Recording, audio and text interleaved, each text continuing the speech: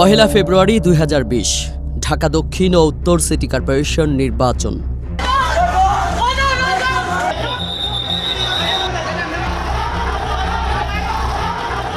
বিগত প্রহসনমূলক একাদশ জাতীয় নির্বাচনের পর এবার মঞ্চস্থ করা হলো নির্বাচনের নামে আরেকটি তামাশা, যা ইতিহাসে বেহায়াপনাকে ছাড়িয়ে যাওয়া কলঙ্কিত এক অধ্যায় মাত্র।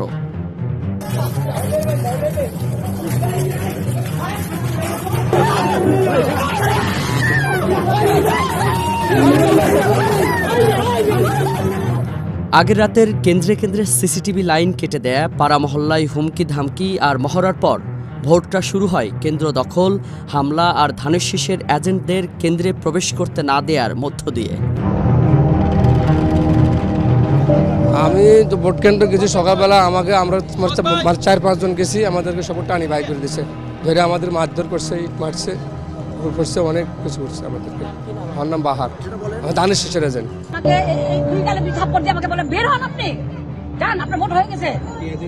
এজেন্ট ছিলাম, হ্যাঁ ধানের শীষে এজেন্ট ছিলাম। লোকসানা বেগম আমাকে ওনারা বলে কি পিস্তল দিয়ে গুলি করে এখন বের করবো যদি না বের হয়।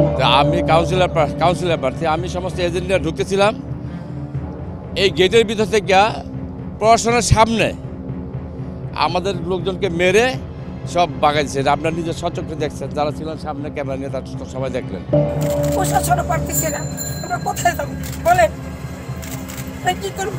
আমার ধানের শীষের এজেন্ট এবং শীষের এজেন্ট সব বের করে দিচ্ছে, আমার এজেন্ট, আমার ধানের শীষের এজেন্ট সব ভিতরে ঢুকতে দেয়নি। আজকে কোথায় আমরা থাকতেছি, কোথায়? আজকে কি আল্লাহ ছাড়া কেউ আছে? এরপর কেন্দ্রে ভোটারদের ঢুকতে না দেওয়ার পালা।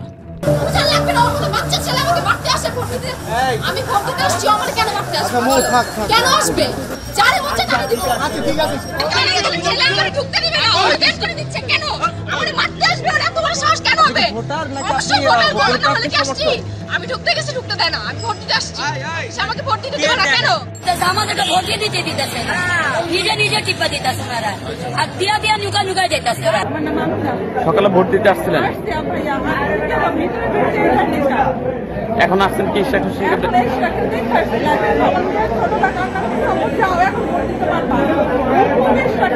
ফিঙ্গার নিচে, আপনার সাপ নিচে, আইডেন্টি কার্ডেরও কি করছে, ছবি তুলছে।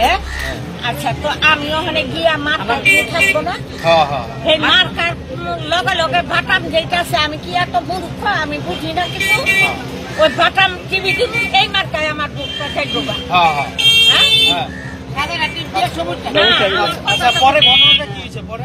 পরে ওই মেয়েটা না, আমি এখন ভিতরে না ঢুকতোই না, ছেড়ে আগে গিয়া সপ্তাহ মধ্যে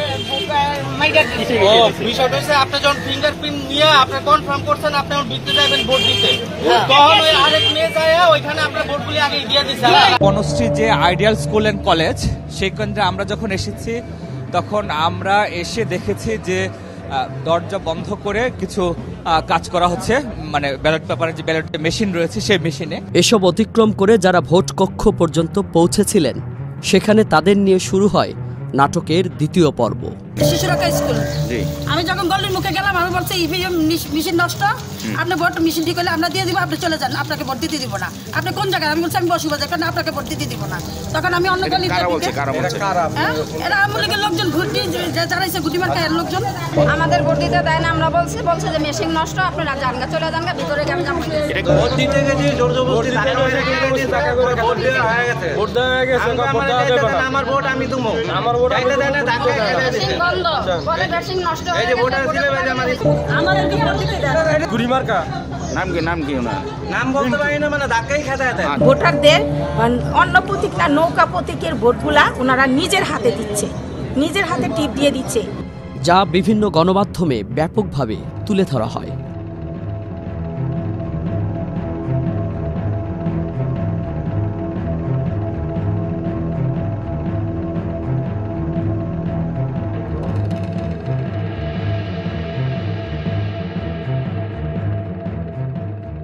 এখানে কিছু কিছু লোক তারা ভোট দিতে পারেনি, এবং সেই হতভাগ্যদের মধ্যে আমিও।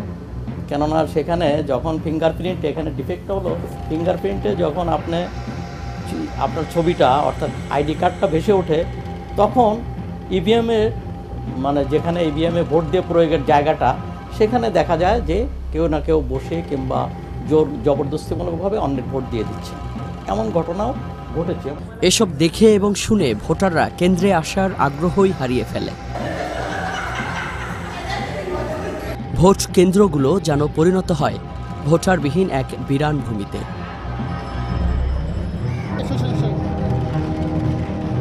চলুন দেখে আসি এসব নিয়ে দেশি বিদেশি গণমাধ্যমগুলো কি বলছে।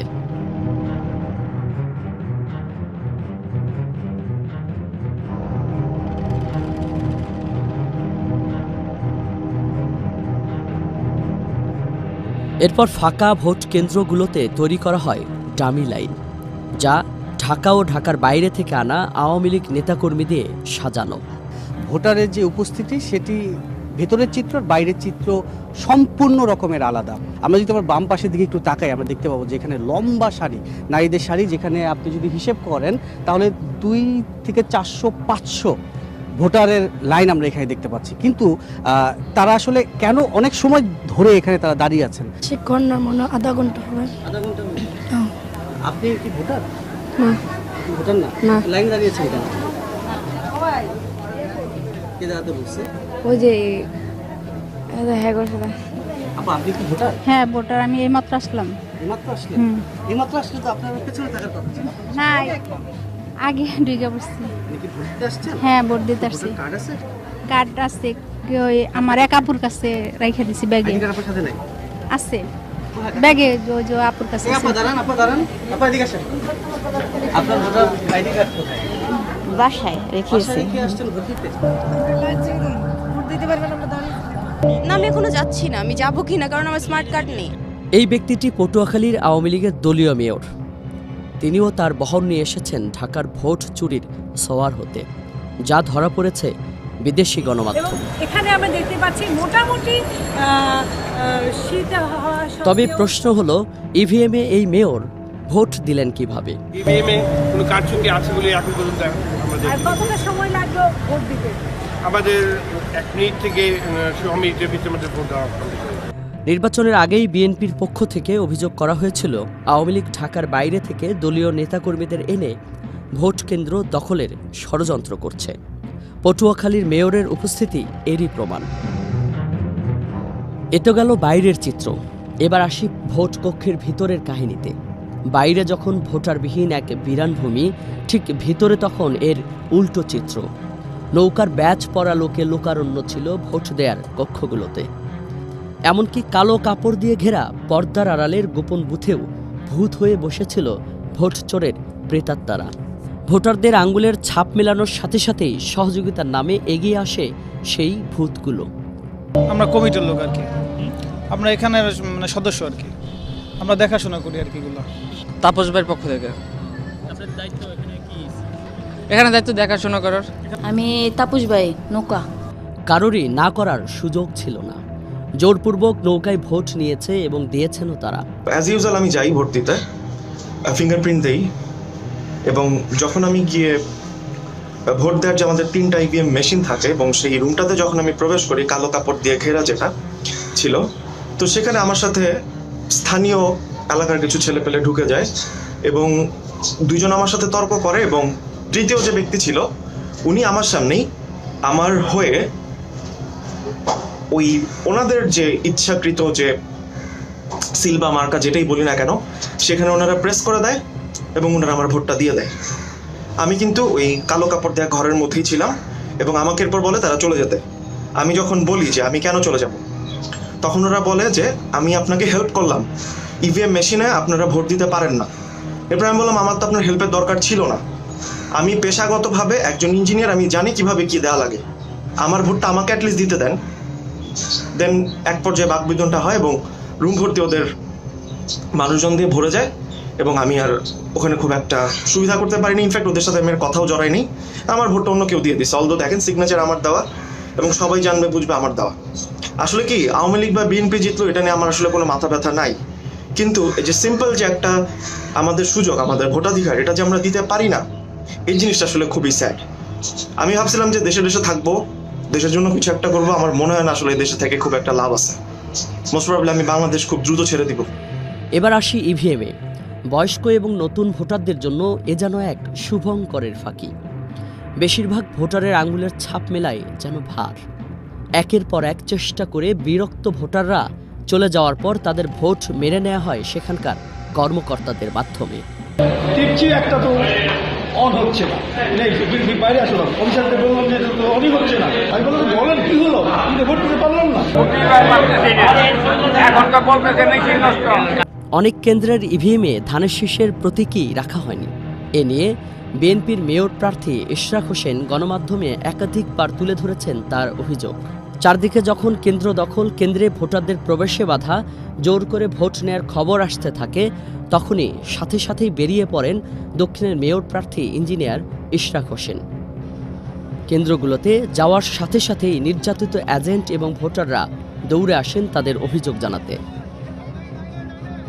এখন আমাদের এখানে অভিযোগ আসছে যে পোলিং এজেন্টদেরকে ঢুকতে দেওয়া হয় না, আর ভোটারদেরকে তো ঢুকতে দিচ্ছে না। উনি বলেছেন যে ভিতরে পরিস্থিতি নিয়ন্ত্রণে রাখছেন, আলহামদুলিল্লাহ, কিন্তু ভোটাররা তো গেট দিয়ে ঢুকবে। ভোটারদের গেটটা যদি দখল করে ভোটারদেরকে এই পর্যন্ত আসতে না দেওয়া হয়, সেখানে আইন শৃঙ্খলা রক্ষাকারী বাহিনীর যেমন দায়িত্ব রয়েছে, আপনাদেরও দায়িত্ব রয়েছে, কারণ এই কেন্দ্রের ভোটাররা কিন্তু এই গেট দিয়ে প্রবেশ করে। অনেক কেন্দ্রে যারা ভোট দিতে পারেননি, ইশরাক হোসেনের আসার খবরে বুকে সাহস ফিরে পান ভোটাররা। তাই নিজেদের অধিকার রক্ষায় বিক্ষোভ শুরু করেন কেন্দ্রগুলোর সামনেই। বেশ কিছু কেন্দ্রে ইশরাক হোসেনের উপস্থিতির পর ভোট কেন্দ্রে প্রবেশের সুযোগ পান এজেন্ট ও ভোটাররা। পরবর্তীতে তিনি চলে গেছেন শোনার সাথে সাথেই আবার বের করে দেয়া হয় তাদের। এমন অভিযোগ শুনে ইশরাক হোসেন আবারও সেই কেন্দ্রে গিয়ে ভোটার ও এজেন্টদের পুনরায় প্রবেশ করিয়ে আসেন। এ সময় তিনি বিভিন্ন কেন্দ্রের ভোট স্থগিতেরও আহ্বান জানান। তাদেরকে বড় নেতা বলছিল না যে কেন্দ্র দখল নেন, নিয়ন্ত্রণ নেন, সেটার চেষ্টা করছে। আমি বলবো যে এটা ওনার দায়টা নিতে হবে, কারণ ওনার কথার পরিপ্রেক্ষিতে এই ধরনের ঘটনা ঘটছে এবং জিনিসকারীমূলক কথাগুলো ঘটছে। এখন আপনি এটা স্থগিত করেন, আপনি কেন্দ্র স্থগিত করতে হবে, না হলে আমরা যাবো না, আমরা এখানে বসে থাকবো। এসব চিত্র তুলতে গেলেই খড়গ নেমে আসে সাংবাদিকদের ওপরও। কমপক্ষে অর্ধশতাধিক সাংবাদিককে আহত করা হয়েছে। গুরুতর আহত অবস্থায় মৃত্যুর সাথে পাঞ্জা লড়ছেন অনেক সাংবাদিকই। প্রকাশ্যে রামদা, চাপাতি, ছুরি ও আগ্নেয়াস্ত্র নিয়েও মহড়া দিতে দেখা গেছে আওয়ামী লীগের নেতাকর্মীদের, যেগুলো দিয়ে হামলা চালানো হয়েছে প্রতিপক্ষ সবার ওপরেই, হোক সে পোলিং এজেন্ট, প্রার্থী বা ভোটার। এমনকি সাংবাদিকদের ওপরও হামলা চালানো হয় এসব অস্ত্র দিয়েই। এই কি তাহলে ভোটের দিনের পরিবেশ? তার মানে এটা স্পষ্ট যে নির্বাচনের আগে আওয়ামী লীগ নেতাদের যেসব ঘোষণা ছিল, এসব ছিল তারই প্রতিফলন মাত্র। আচরণবিধি লঙ্ঘন থেকে এসব নেতাদের ছাড়াও বাদ যায়নি তাদের দলীয় প্রধানমন্ত্রী শেখ হাসিনাও। আমি আশা করি যে ঢাকা শহরবাসী নৌকা মার্কায় ভোট দিয়ে আওয়ামী লীগ মনোনীত প্রার্থীকে জয়যুক্ত করবে। এ তো গেল 1 ফেব্রুয়ারি ভোটের নামে তামাশার কিছু খণ্ডচিত্র। বাস্তবে প্রায় প্রতিটি ভোট কেন্দ্রেই ঘটেছে এই ঘটনাগুলো, যার মাধ্যমে সরকার ও নির্বাচন কমিশন রাষ্ট্র ও পেশিশক্তির মাধ্যমে ব্যর্থ করে দিয়েছে ঢাকাবাসীর প্রত্যাশিত নির্বাচন। আমি সেই বুথগুলোতে গিয়ে দেখলাম যে কয়েকটি বুথেই যেখানে নির্বাচনী কর্মকর্তা এবং তাদের সাথে বিশেষ করে যারা নৌকা মার্কার এজেন্ট রয়েছেন, তারা বুথের ভেতরে পর্দায় ঘেরা যে অংশটি, অর্থাৎ যেখানে ভোটাররা গিয়ে ভোটটি দেবেন, সেখানে গিয়ে ভোটারদেরকে গাইড করছেন, অর্থাৎ তাদের কিভাবে ভোট দিতে হবে, কোথায় প্রেস করতে হবে, কোথায় কোন বাটনে চাপ দিতে হবে, সেটি তারা গিয়ে সেখানে দিয়ে দিচ্ছেন এবং কোথাও কোথাও তাদেরকে বলছেন। আমি কয়েকজনকে জিজ্ঞেস করলাম যারা এই কাজটি করছেন যে এটা আপনারা কেন করছেন। এ ব্যাপারে তারা কোনো যুক্তিসঙ্গত উত্তর দিতে পারেনি। তারা বলছেন যারা ভোট দিতে আসছেন অনেকে ঠিক বুঝতে পারছেন না ইভিএমে কিভাবে ভোট দিতে হবে, সুতরাং তাদেরকে সহায়তা করার জন্য তারা সেই পর্দায় ঘেরা অংশের ভেতরে ঢুকছেন। গণসংযোগ চলাকালে বিভিন্ন গণমাধ্যমের করা পাঠক জরিপে ৮০ থেকে ৯০% ভোটে এগিয়ে থাকলেও নির্বাচনের দিন জালিয়াতির মাধ্যমে ফলাফল পরিবর্তন করে পরাজিত দেখানো হয়েছে বিএনপির মেয়র প্রার্থী ইশরাক হোসেনকে। সেই সাথে পরিবর্তন করে ভোটের ফলাফলে বিজয়ী বেশ কয়েকজন কাউন্সিলর প্রার্থীকে করা হয়েছে পরাজিত।